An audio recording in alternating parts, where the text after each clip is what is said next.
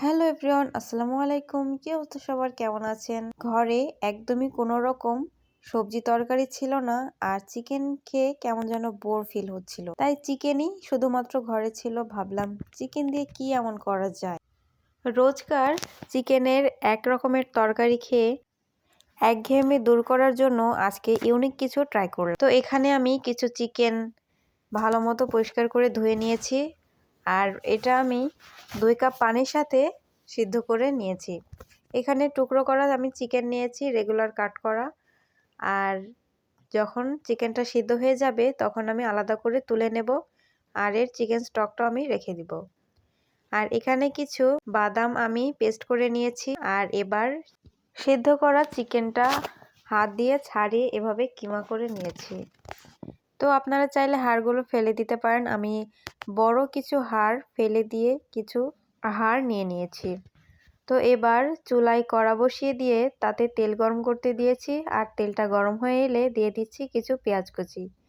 পেঁয়াজটা হালকা ভেজে নেব কিছুক্ষণ, আর পেঁয়াজটার কাঁচা ভাবটা যখন চলে যাবে তখন এর মধ্যে দিয়ে দিচ্ছি কয়েকটি আস্ত শুকনো মরিচ। আজকে আমি পুরো রান্নাটাই শুকনো মরিচ দিয়েই করতে যাচ্ছি। তো এবার যখন পেঁয়াজ আর মরিচটা কিছুক্ষণ ভাজা হয়ে যাবে দিয়ে দিচ্ছি কিছু বাটা মশলা, যেমন আদা রসুন বাটা আর জিরা বাটা।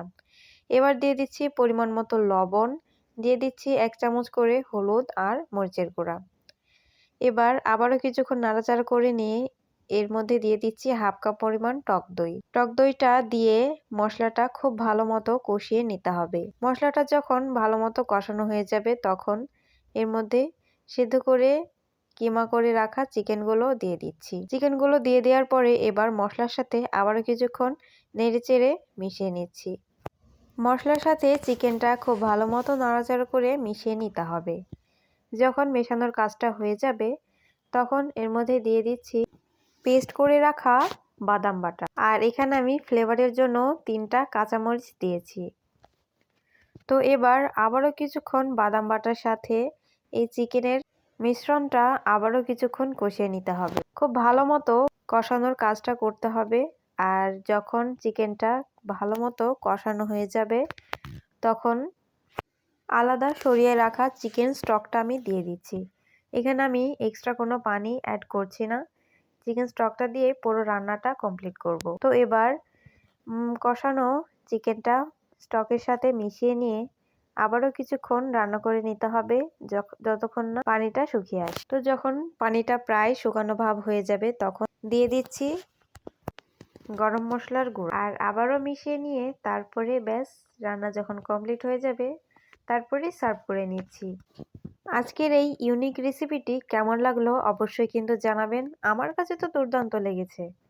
তো আপনারাও একবার ট্রাই করে আমাকে অবশ্যই জানাবেন। যারা এতক্ষণ ভিডিওটি দেখেছেন তাদেরকে অনেক অনেক ধন্যবাদ জানাচ্ছি। দেখা হবে নেক্সট কোনো ভিডিওতে। সবাই ভালো থাকবেন। আল্লাহ হাফেজ।